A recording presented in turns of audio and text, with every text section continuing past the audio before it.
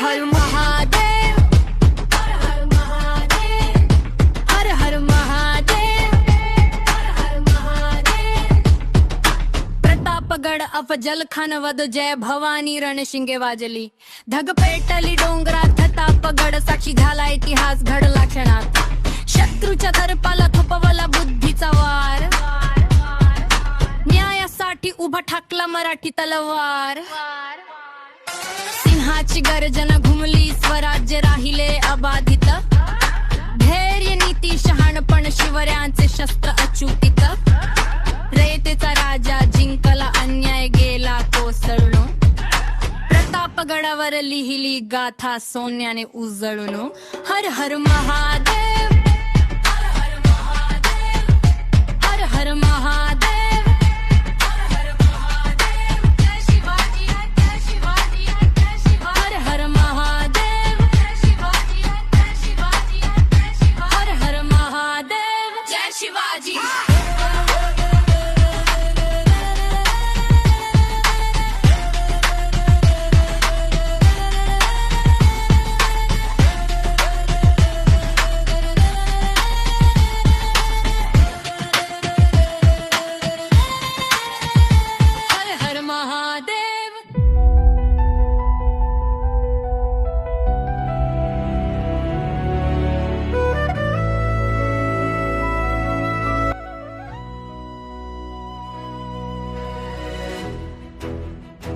विजापूरच्या राजदरबारात आज मोठी खळबळ उडाली होती।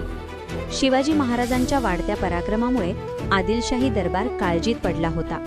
दरबारात सगळे सरदार जमले होते, पण शिवाजी महाराजांशी लढायला कोण तयार होत नव्हते।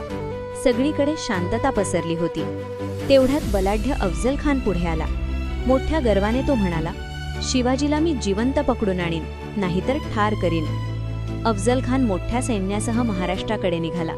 त्याला वाटत होते शिवाजी महाराज त्याच्यापुढे टिकणार नाहीत। ही बातमी राजगडावर शिवाजी महाराजांना कळली।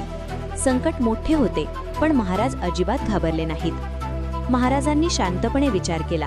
उघड्या मैदानात लढाई न करता बुद्धीने आणि युक्तीनेच सामना करायचा ठरवले। आई जिजाऊंचा आशीर्वाद घेऊन शिवाजी महाराज प्रतापगडाकडे निघाले। सह्याद्रीच्या डोंगरात तो मजबूत किल्ला उभा होता। प्रतापगड डोंगरात असल्यामुळे अफजल खानाची फौज अडचणीत आली। अरुंद वाता आणि घनदाट जंगल त्याला थांबवत होते। महाराजांना खाली आणण्यासाठी अफजल खानाने गावांना त्रास दिला, पण शिवाजी महाराजांनी हा कपटाचा डाव ओळखला। अफजल खानाने बनावटी प्रेम दाखवत निरोप पाठवला। मला भेटा, मी तुम्हाला माफ करीन, असे तो म्हणाला। शिवाजी महाराजांनी हुशारीने उत्तर दिले, मला तुमच्याशी भेटायचे आहे, पण प्रतापगडाखाली, असे त्यांनी सांगितले। भेटीची जागा ठरली। सुंदर शामियाना उभारण्यात आला। महाराजांनी आपल्या सैन्याला जंगलात लपून राहण्याच्या सूचना दिल्या। भेटीच्या दिवशी महाराजांनी भवानी मातेचे दर्शन घेतले। त्यांनी अंगाखाली चिलखत आणि हातात वाघनखे घातली।